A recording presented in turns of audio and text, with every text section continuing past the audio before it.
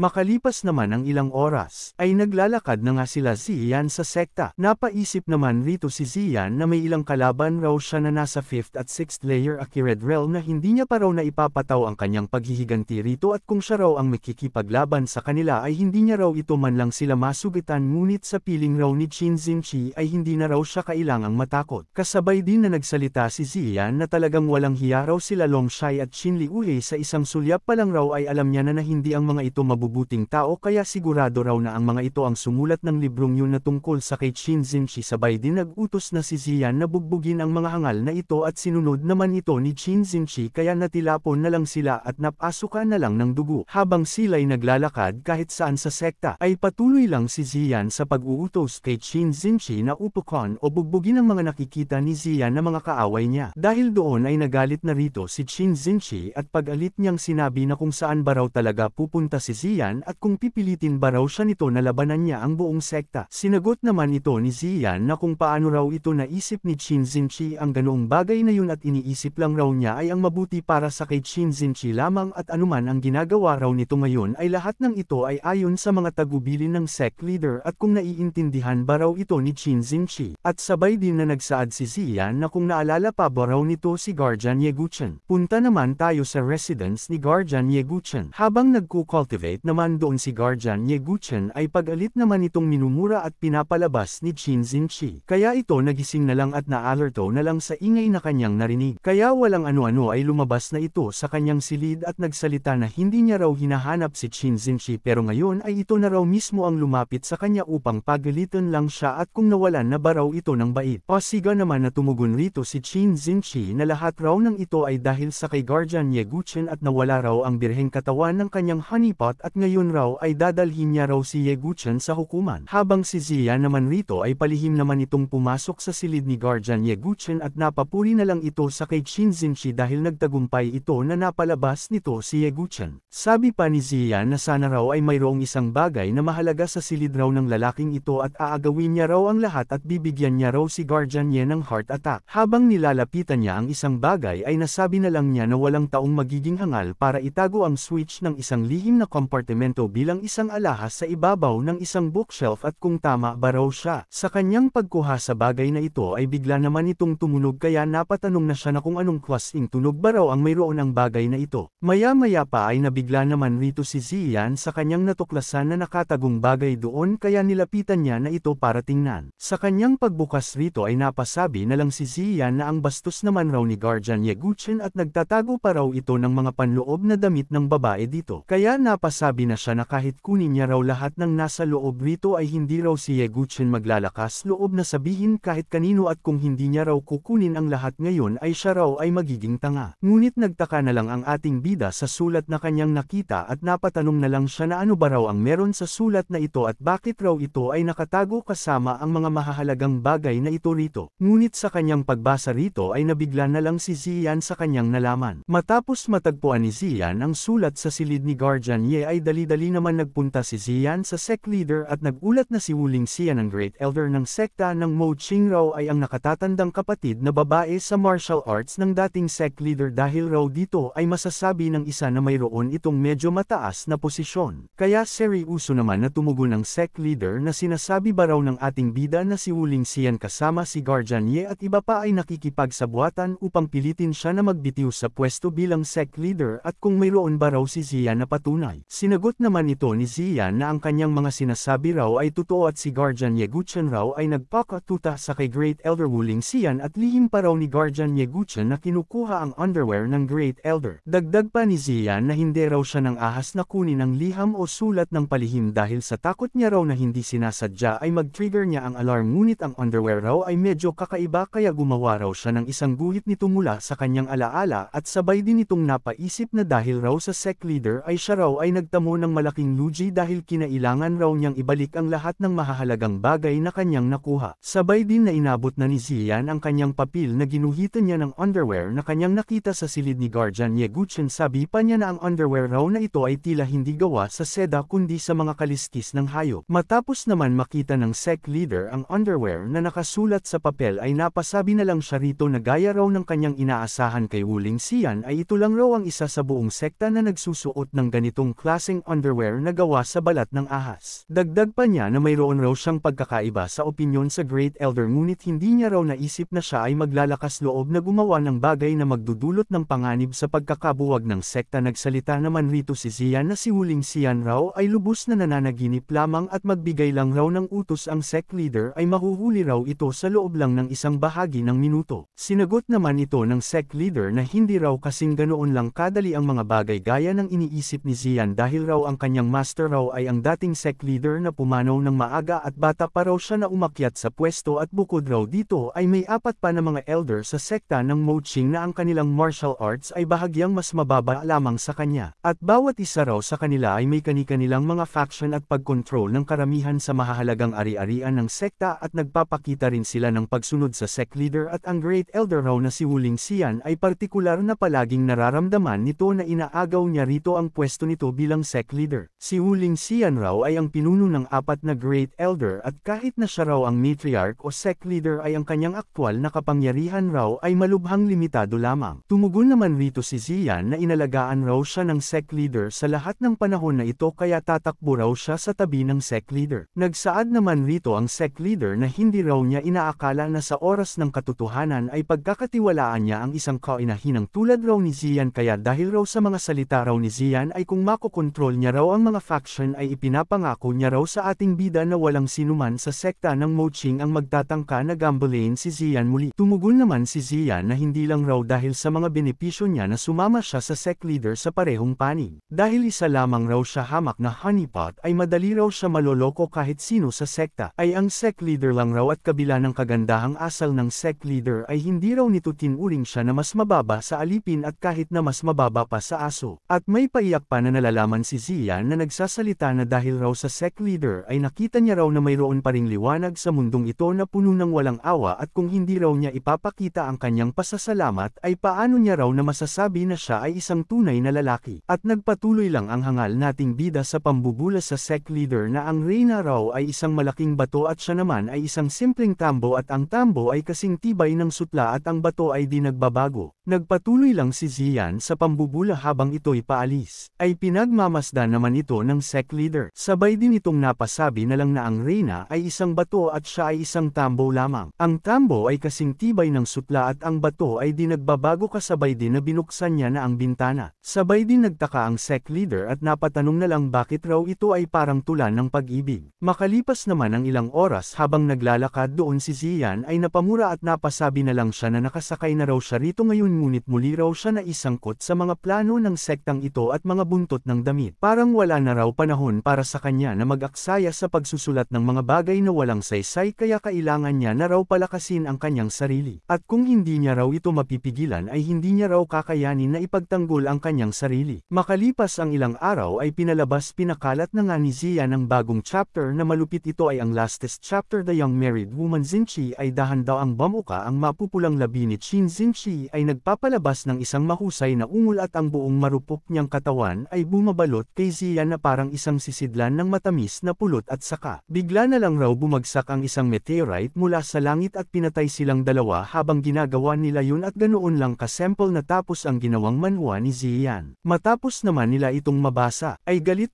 naman siyang napamura na lang at napasabi na ang chapter raw na ito ay isang kalat at hindi lamang yun ay paano raw ng ahas ang may akda o gumawa ng chapter na ito na ihayag ang kanyang pagkakakilanlan at kung gusto raw nito na sigurong mamatay. Matapos ang sandali ay ang mga mambabasa na hindi matanggap kung paano natapos ang mga eunuko sa The Young Married Woman Xinchi ay nagalit kahit na ang mga disipolo na nakatalaga sa labas ng sekta ay nagmadaling bumalik at nagdala ng mga kahon na puno ng mga banta ng kamatayan upang humingi ng paliwanag kay Xian. Gayunpaman raw ay hindi nila alam na si Xian ay isang eunuko na pinutulan dahil sa paglusob sa ancestral shrine kaya walang mapuntahan ang kanilang galit ang mga disipolo ay naging tila binuhusan ng malamig na tubig at nenes. Punta naman tayo sa residence ni Xian. Nasabi na lang ni Xian na magaling raw ito at nakakuha raw siya ng maraming origin points sa isang hakbang at halos makomplito na raw ang kanyang mga paghahanda. At ang susunod na hamon ay mag-insayo raw siya ng Heavenly Guard technique sa introductory level. Punta naman tayo sa Moching Sect Training Ground ay napaisip naman rito si Xian na bagaman raw ang system ay makapagpapaganda agad ng kanyang mga kakayahan at ang pinakapangunahing level na level 0 ay kailangang isagawa ng personal kaya wala raw siyang ibang pagpipilian kundi magtrabaho ng may pagpapawis ng kaunti sa loob ng ilang sandali. Makalipas ang ilang araw, ang sekta raw ng Moching ay nagsasagawa ng regular na pagpupulong ng sekta bawat buwan at noong nakaraan raw ay ang 4 na Great Elder ay bihirang dumalo at tanging ang kanilang mga disipolo lamang ang kanilang pinapadala bilang kinatawan. Ngunit sa pagkakataon raw na ito ay ang Great Elder Wuling Xian ay personal na pumunta rito habang ito'y seryoso na nakatingin Ziyan sa ating bida. Habang si Ziyan naman ay napaisip ito na kung gusto raw niya na mabilis na maabot ang level ng sa introductory level ang kanyang Heavenly Guard ay mas mabuti raw siguro na kumuha ng isang dalubhasa upang bigyan siya ng ilang personal na gabay at masyado raw na nakakalito kung siya mismo ang magsasanay. Nagsalita naman ang sect leader na nasisiyahan raw siya na handang dumalo si Great Elder Wu Lingxian sa pagpupulong sa pagkakataong ito. Tumugon naman rito si Great Elder Wu Lingxian na bumalik raw siya sa sekta upang tuparin ang kanyang tungkulin bilang isang elder at kung ang sect leader raw ay namamahala sa kanyang mga gawain sa hindi angkop na paraan ay nararapat lamang raw na magsalita siya at payuhan niya raw ito. Dagdag pa niya na ang personal raw na alipin ng sect leader na si Ziyan ay pumasok sa ancestral shrine ng walang permiso at pinutulan at hindi ba raw natatakot ang sect leader rito na kung malaman raw ito ng lahat ay mahirap na raw na kumbansihin ang masa at sinang-ayunan naman ito ng kasamahan niya at nagsalita na ang paghawak raw ng sect leader sa bagay na ito ay may kinikilingan raw. Napaisip naman ang mga nakarinig at nakasaksi rito habang nakatingin sa kanila Ziyan na napakalaking kalokohan raw ito dahil gusto lang nila na lalo pang higpitin ang prestihiyo ng patriarch o sect leader kaya ang mga neutral na grupo ay mag-iisip na hindi raw ng sect leader kayang protektahan kahit ang sarili nitong alipin. Kaya nasabi na lang nila na kung hindi raw nito papatayin si Ziyan ay paano raw nito mapapalusot ang galit ng masa kaya nagmungkahi na rito ang isa na si Guardian Yeguchen na raw ang hahatol sa ating bida. Nagsaad naman ang isa na ang sect leader raw ay may kanya-kanyang dahilan at sa palagay niya raw ay hindi kinakailangan na patayin si Ziyan kasabay din na tinanong niya na ang Great Elder na kung ano raw ang ibig sabihin nito dito at kung hindi ba raw ng Great Elder pinapahalagahan ang mga alituntunin ng sekta ng Mo Qing. Nagsaad naman ang isa na dahil raw sa panloob na alitan na ito ay unti-unting bumababa ang sekta at ang mga sekta sa Han Empire ay kilala bilang siyam na major sect at ang kanilang sekta raw ng Mo Qing ay nasa ilalim na ng maraming taon. Bigla naman malakas na hinampas na ng sect leader ang misa at pinapatigil na sila. Kasabay din itong nagsaad na bagaman raw ay nakapasok si Ziyan sa ancestral shrine ng walang permiso ay sa kanyang virtuous body raw ay may likas na kahusayan na mahirap hanapin kaya nagpasya raw siya na tanggapin niya si Ziyan bilang isang external disciple. Dagdag pa niya na mahirap raw makahanap ng isang napakagaling na disipolo kaya pwede ba raw talagang patayin si Ziyan ng walang pag-alinlangan. Tumugon naman rito si Great Elder Wu Lingxian na virtuous body ba raw at paano raw niya na malalaman na hindi raw ang sect leader nagpapalabis upang protektahan ang alipin nito. At kailan ba raw bumagsak ang sekta ng Mo Qing sa puntong isaalang-alang ang isang honeypot bilang isang kayamanan. Kasabay din na pinakilala niya ang kanyang direct disciple na si Shimmer at 3 buwan pa lamang raw ang ginugugol ni Shimmer sa pag-aaral ngunit nakamit na raw nito ang third layer ng acquired realm. Sabay din itong nagsaad na sa loob ng 3 araw raw ay magkakaroon raw si Ziyan ng laban sa disipolo niyang si Shimmer at kung kaya raw ni Ziyan makipagsabayan rito ay tatanggapin niya na raw na talagang may talento si Ziyan at hindi na raw siya magpapatuloy sa bagay na ito. Nagulat naman sila dahil naabot ni Shimmer ang third layer acquired realm sa 3 buwan lang sa pag-cultivate at pagsasanay. Nagsaad naman rito ang sect leader na sa pagdating raw sa martial arts ay si Ziyan ay nagsisimula pa lamang at hindi pa raw lumilipos ang 1 buwan mula nang gamitin ito para maubos ang life force nito kaya naman ay hindi talaga patas ito. Ngunit magsasalita pa sana ang sect leader ay nagulat na lang ito dahil nagsalita na ang ating bida na hindi raw sila outres rito. Kasabay din na nagsaad na siya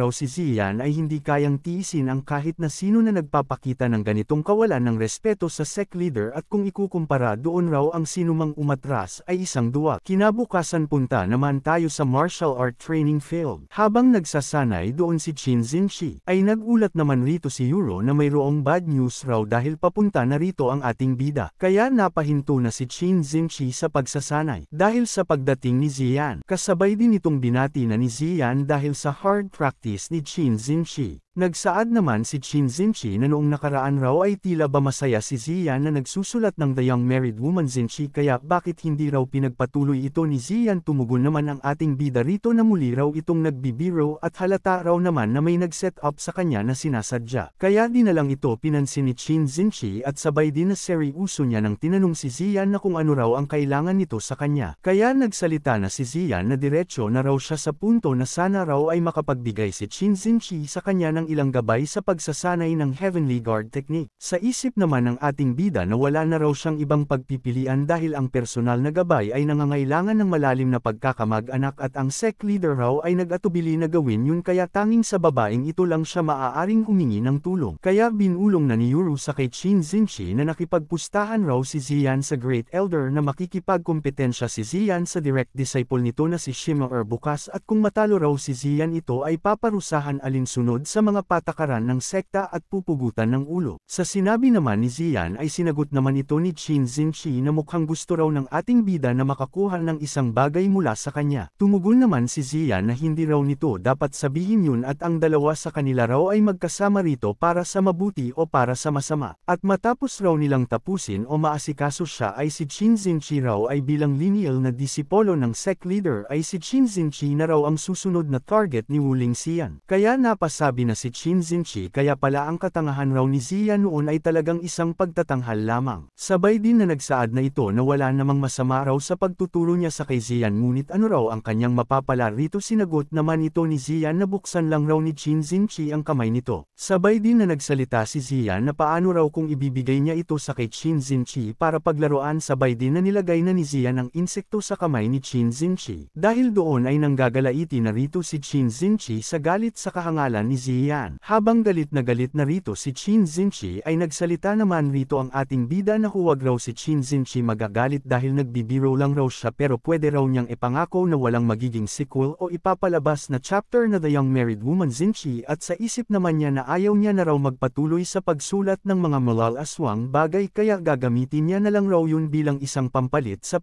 pakikipagtawaran. Mabilis naman sumang-ayon na rito si Qin Xinchi. Ngunit nagsabi naman si Xian na simulan na raw nila sa pamamagitan ng paraan at ibalik raw muna sa kanya ang insekto na ibinigay niya rito. Tumugon naman siya rito na nasa kamay niya na raw ito kaya sa kanya raw ito. Kaya nagsabi na si Xian na kakaiba raw si Qin Xinchi at kung gusto ba raw nito ng isang kulisap at gaano raw ito kasakam. Matapos noon ay nagsimula na nga si Xian mag-insayo ng Heavenly Guard technique at nagsalita naman si Qin Xinchi na ang sinabi niya raw rito ay kung paano raw circulate ang enerhiya sa loob nito at masasanay raw ito rito sa pagdaan ng panahon at karanasan. Nagsabi naman rito si Xian na tila raw lumalaki na si Qin Xinchi. Tumugon naman rito si Qin Xinchi na kung may panahon raw ito para magbiro ay ibig sabihin ay naintindihan na raw ito ng ating bida. Kaya tinihil na ni Qin Xinchi ang pagtuturo nito sa kay Xian kasabay din itong nagsaad ngunit raw kahit naintindihan ni Xian ang mga batayan ay hindi pa rin raw nito kayang tapatan si Shimmer. Dagdag pa niya na sa sandaling makamit raw ni Xian ang isang maliit na tagumpay ay magkakaroon raw ito ng pagkakataong makasabay sa kay Shimmer sa loob ng ilang minuto ngunit paano ba raw mangyayari ang ganoong bagay? Sinagot naman ito ni Xian na kung isang minor achievement lang ba raw. At parang hindi raw ni Qin Xinchi ito naintindihan at ang talento niya raw sa martial arts ay katulad ng mukha niya na walang katulad sa buong mundo. Matapos noon ay nag-cultivate na nga doon si Xian. At nasabi na lang niya na sa wakas raw ang kanyang Heavenly Guard ay umabot na sa Directory level. Sabay din na tiningnan niya na ang kanyang system stat at ang kasalukuyan realm ni Xian ay first layer Akirid realm. At nagpa siya naman rito ang ating bida na tingnan niya ang kanyang mga skill. At ang skill niya na Guyang Gang ay nasa level 2 na. Ang skill of Nirvana naman ay nasa level 2 rin.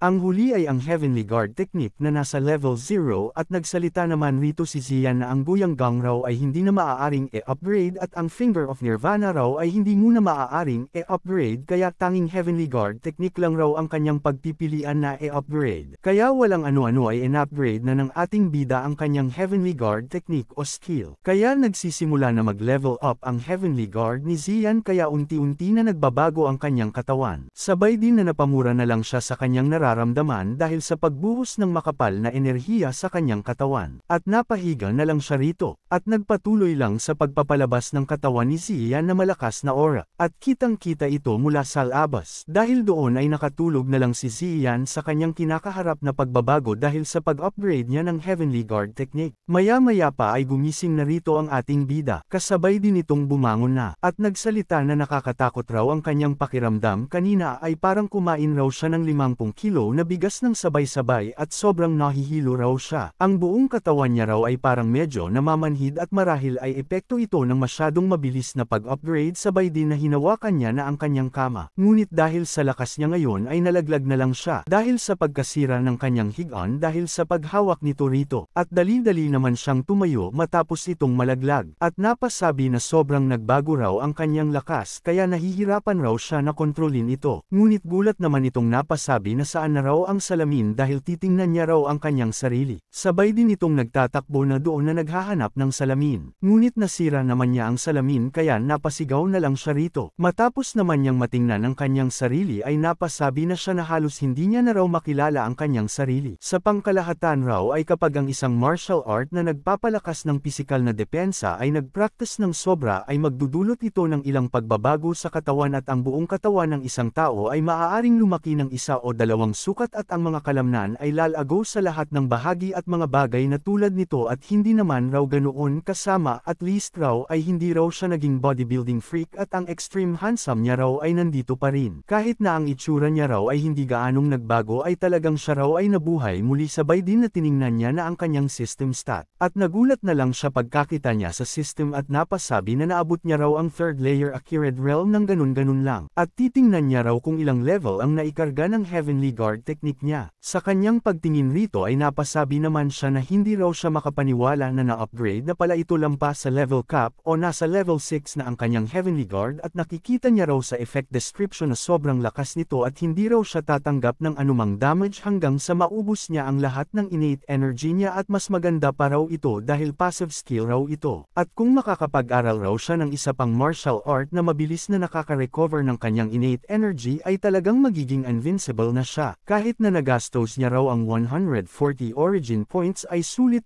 naman raw ito. Sabay din itong nag-flex ng kanyang mga abs at nagpapalabas ng kanyang aura. Makalipas naman ang ilang araw ay punta naman tayo sa arena at magsisimula na nga ang laban ni Xian at ang makakaharap nito na si Shimmer at kanya-kanya silang kamento tungkol sa isang hinyo na si Shimmer. Habang ang mga babae naman ay panay tanggol sa ating bida dahil si Xian raw ay ubod ng gwapo habang ang mga lalaki naman na inggit sa kay Xian ay inis naman nilang sinasabi na gwapo lang raw si Xian at isa pa rin raw itong Yunoko. Seryoso naman na napaisip rito ang ating bida na talagang hindi raw kapanipaniwala na walang nakahalata na nakarating na raw siya sa 3rd layer Acquired Realm at ang system raw ay nagtatago ng lakas niya ng maayos. May biglang nagsalita naman na magsisimula na raw ang laban kaya tumigil na raw si Xian sa pagkaligaw ng isip. Sabi pa ni Shimmer na mas mabuting sumuko na raw ito dahil kapag nakapagsimula na raw siya na makipaglaban ay nagiging ibang tao raw siya at ayaw niya raw sanang saktan ang ating bida. Napaisip naman rito si Xian na puno raw ang Moching sect ng lahat ng uri ng mga babae na mga bruha at mga libro at buntot at ngayon raw ay mayroon pang isang napakadalisay na mahinhin at kaibig-ibig na Little Miss. Sabay din na tinawag na ni Xian si Shimmer na Little Miss at huwag raw si Shimmer na mag-atubiling atakihin siya dahil kahit na ang antas ng cultivation raw nito ay medyo mataas siya raw ay lalaki at pagkatapos ng lahat ay sigurado raw siya na makakayanan niya raw si Shimmer ng higit sa isang insenso. Dahil doon ay walang ano-ano na sinapak na ni Shimmer ang pagmumukha ng ating bida. Kasabay din niya itong pinagsusuntok at nagsaad si Shimmer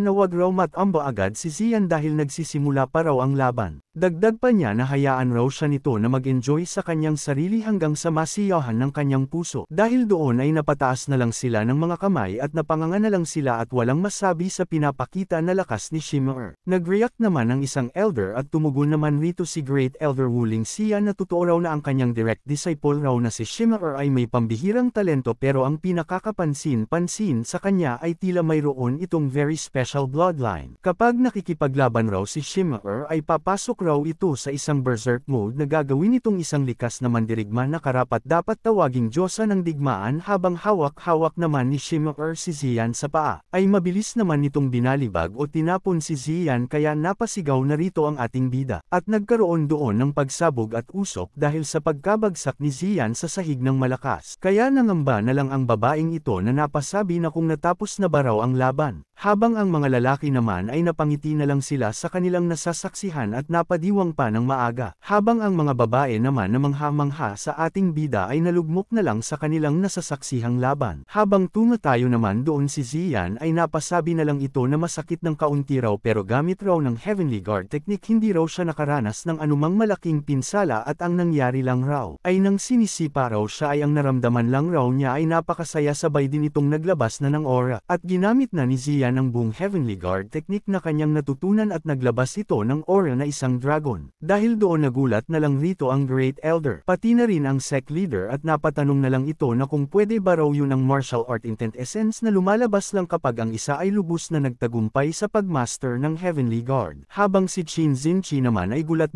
naman itong napasabi na imposible raw itong mangyari dahil basics Heavenly Guard lang raw ang natutunan ni Xian at hindi pa raw ito nagtagal. Pati na rin ang mga hangal ay napasabi na kaya pala raw nakayanan ni Xian ang sipa ni Shimmer dahil ito ay ganap na na-master na ang Heavenly Guard at ito raw ay kakaiba at nabasa raw niya sa libro na kapag ang isang tao ay ganap na na-master ang Heavenly Guard ay isang Heavenly Gate ang lalabas sa harapan ng kanyang mga mata. Sabay din itong napatanong na lang na kung bakit raw sa likod ni Xian ay may 3 Heavenly Gate. Kasabay din na nagsaad si Xian na umatake na raw ulit si Shimmer at hindi raw siya gaganti at buong buhay raw niya ay hindi raw siya nanakit ng babae. Sa narinig at nasasaksihan naman nila ay nabuhayan na lang sila at napapuri na lang sa ating bida. Ngunit iba naman sa kay Yuro dahil tinutulan naman niya ang mga sinabi ni Xian dahil sinapak raw siya ni Xian sa mukha kamakailan lang. Biglang umatake na rito si Shima at tinamaan naman ang tiyan ni Xian. Kaya ramdam ni Xian ang benepisyo ng atake ni Shima Dahil doon ay napaisip na ang ating bida rito na tulad raw ng kanyang inaasahan ay ganito nga raw ang kanyang nararamdaman dahil sa pagtawid niya sa third layer acquired realm ay nagugulo ang kanyang likas na enerhiya at hindi stable ang kanyang pundasyon at ang mga atake raw ni Shima ay nagpapakalma sa kaguluhan ng daloy ng kanyang likas na enerhiya at ginagawang mas matatag ang kanyang pundasyon. Kaya nagsalita na si Xian na sobra talaga raw kahit na wala na ang sakit ay ang lugar na tinamaan raw ni Shima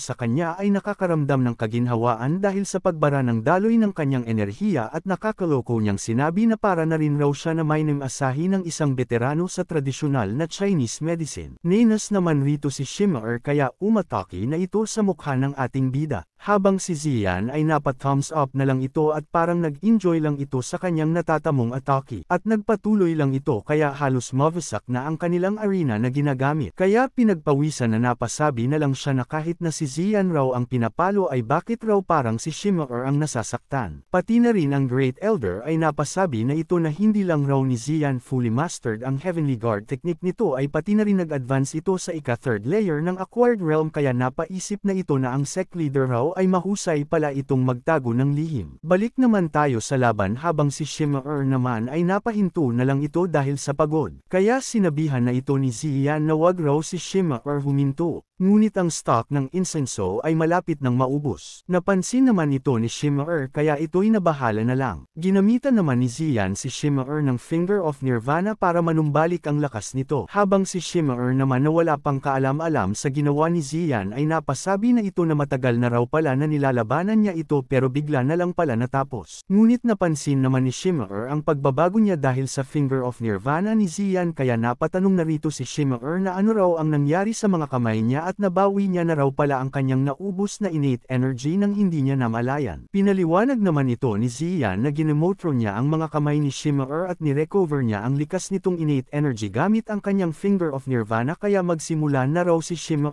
na atakihin siya. Ngunit tumanggi naman rito si Shimmer. Kaya inis naman na sinabihan ito ni Xian na kung bakit raw tinamad si Shimmer dagdag pa niya na kapag hindi raw siya nito kayang talunin kahit na hindi siya gumagalaw ay paano raw ni Shimmer haharapin ang mga tagalabas para sa kapakanan ng sekta. Kaya atakihin na raw siya agad ni Shimmer rito sa kanyang dibdib at ang Moching sect raw ay hindi nangangailangan ng mga taong mahina ang loob. At kung hindi raw siya nito kayang labanan ay hindi raw si Shimmer karapat dapat na protektahan ang sekta. Dahil doon ay napaiyak na lang rito si Shimmer. Kasabay din itong napaiyak na lang at napatakbo at napasabi na isa raw bully si Xian kaya hindi niya na raw ito lalabanan. Dahil rito nagalit naman si Great Elder Wuling Xian sa nangyari sa kanyang disipolo. Kaya umatake na ito sa ating bida at nagsalita na pumunta raw si Xian sa kabilang mundo dahil binastos raw nito ang kanyang direct disciple. Kaya nangamba naman rito si Xian at pinagpawisan na lang. Ngunit hindi naman ito hinayaan ng sect leader kaya sinabayan niya na ang atake ng Great Elder. Dahil doon ay napahinto na lang ang Great Elder at napasabi na kung naghilom o nagamot na ba raw ang sugat ng sect leader at mas lalo raw itong lumakas. Di naman ito sinagot ng sect master bagkus nagsaad lang ito na naubos na raw ang insenso kaya si Xian na raw ang nanalo at kung may tumututol pa ba raw rito.